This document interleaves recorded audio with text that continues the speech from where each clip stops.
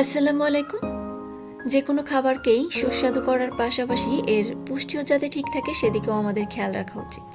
আমি আজকে যেভাবে মূলা ভাজিটা করব, এতে করে মূলার যে একটা গন্ধ আছে যেটা হয়তো অনেকেই পছন্দ করেন না সেটা থাকবে না, ডিফারেন্ট একটা টেস্টের হবে আর এর পুষ্টিটাও ঠিক থাকবে। পুরো ভিডিওটা দেখতে থাকুন। আমি প্রথমে চুলায় একটি পাত্র নিয়ে দিয়ে দিচ্ছি 2 টেবিল চামচ পরিমাণ তেল। তেলটা গরম হয়ে আসলে দিয়ে দিচ্ছি হাফ চামচ আস্ত জিরা। এই আস্ত জিরাটাই ভাজিটার মধ্যে ডিফারেন্ট একটা টেস্ট নিয়ে আসবে, এটা অবশ্যই দিবেন। আর চুলার জালটা এক্ষেত্রে আমার আছে মিডিয়াম লো আছে। এরপর দিয়ে দিচ্ছি পেঁয়াজ কুচি। আমি এখানে 2টো পেঁয়াজ নিয়েছি। আর দিয়ে দিচ্ছি কাঁচামরিচ 7-8টির মতো, যেহেতু আমি এখানে কোনো গুঁড়ামরিচ ব্যবহার করব না তাই কাঁচামরিচ একটু বেশি করে দিয়েছি। আর যে কোনো ভাজি শুধু কাঁচামরিচ দিয়ে করলে এটা খেতে বেশি ভালো লাগে। এখন সামান্য একটু পেঁয়াজটা নরম হয়ে আসলে এতে আমি অন্য উপকরণ দিয়ে দিব। আমি এখানে নিয়েছি লাউয়ের খোসা। খোসাগুলোকে আমি প্রথমে ধুয়ে তারপর একটু মোটা করে কুচি করে নিয়েছি। এখানে লাউয়ের খোসার পরিমাণ মূলার অর্ধেক বা তার থেকে একটু কম করে নিলেই ভাজিটা খেতে বেশি ভালো লাগে। এখন খোসাগুলোকে একটু মিশিয়ে নিচ্ছি পেঁয়াজ কাঁচামরিচের সাথে। আমার এই ভাজিটার মেন আকর্ষণই হচ্ছে এই লাউয়ের খোসা। মূলা শুধু ভাজি করলে তার যে একটা গন্ধ সেটা থেকেই যায়। এই লাউয়ের খোসা দেওয়ার কারণে মূলা ভাজিটা কিন্তু একটা ডিফারেন্ট টেস্টের হবে। এখানে আমি হাফ কেজি মূলা নিয়েছি। মূলাগুলোকেও আমি প্রথমে ধুয়ে তারপর একটু মোটা করে কুচি করে নিয়েছি।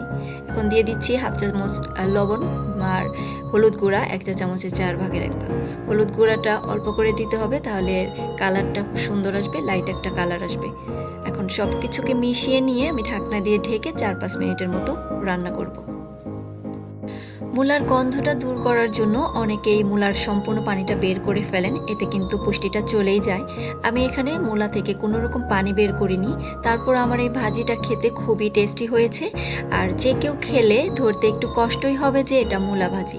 এখন ঢাকনা খুলে আবারও একটু নেড়ে চেড়ে আমি ঢাকনা দিয়ে ঢেকে আরও 3-4 মিনিটের মতো রান্না করব, তাহলে আমার ভাজিটা হয়ে যাবে। বাজারে এখন লাউ মূলা খুবই অ্যাভেলেবল, যে কোনো সময়ই চট করেই মজাদার এই ভাজিটা তৈরি করে নিতে পারবেন। রুটি, পরোটা কিংবা গরম ভাতের সাথে খুবই ভালো লাগে খেতে। আমি ফাইনালি ঢাকনা উঠিয়ে আরেকবার নেড়ে দিচ্ছি আর শেষ পর্যায়ে দিয়ে দিব আমি কিছু ধনেপাতা কুচি। এটা আরেকটা টেস্ট যোগ করবে ভাজিটার মধ্যে। দিয়ে দিচ্ছি ধনেপাতা কুচি। এরপর একটু মিশিয়ে নিব। এই ভাজিটা একটু এরকম ঝরঝরে করে নিতে হবে, তাহলে বেশি ভালো লাগবে খেতে। এখন আমি নামিয়ে নিচ্ছি। এই দেখতে পাচ্ছেন খুব সুন্দর ঝরঝরে হয়েছে। আমার রেসিপিটি যদি ভালো লেগে থাকে তাহলে চ্যানেলটি সাবস্ক্রাইব করে নিতে পারেন। আর আগামীতেও আমি এরকম স্বাদ এবং পুষ্টির সমন্বয় করে রান্নার চেষ্টা করব। সবাইকে দেখার আমন্ত্রণ জানাচ্ছি। ততক্ষণ পর্যন্ত সবাই ভালো থাকবেন। আল্লাহ হাফেজ।